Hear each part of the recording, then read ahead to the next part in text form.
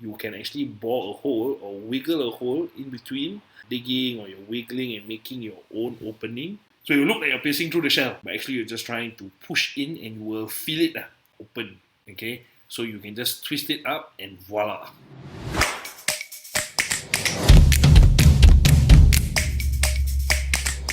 How to open oysters.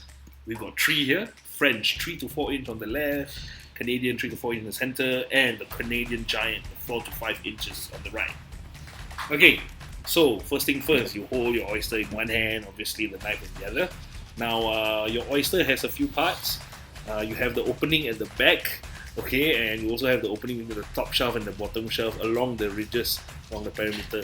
Most importantly, when you hold your shucking knife, keep the chamfered edge away, okay, and of course the pointy edge away from you lah, kan, safety. Okay, now hold the oyster firmly in one hand, okay. Again, I repeat, make sure the pointy end is away from you, okay. Don't get hurt while trying to open or shuck an oyster.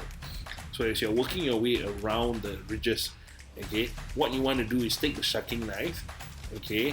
You can choose to go by the back, okay, but you need a lot of brute force when you're going by this route. Or you can actually bore a hole or wiggle a hole in between, okay, the top shelf and the bottom shelf. So it's like you're digging or you're wiggling and making your own opening, okay. So you look like you're piercing through the shell, but actually you're just trying to push in and you will feel it, and then suddenly the shell will just pop open, okay.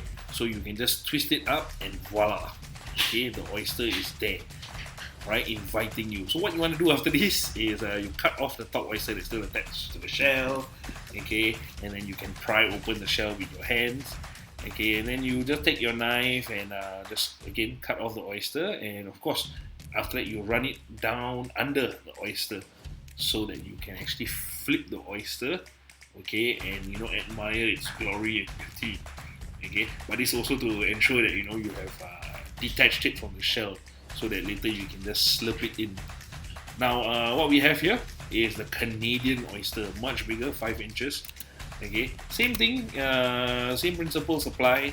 Okay, they have the top shell, the bottom shell, they have the ridges. So what we do is we just choose a spot. Okay, you see, we just chocho or we bore a hole in. Okay, wiggle it, and then okay, you push it in. So it's all about feel actually. It's not so much a specific technique. You just need to feel your way in. See, a bit of the shell drop off, doesn't matter.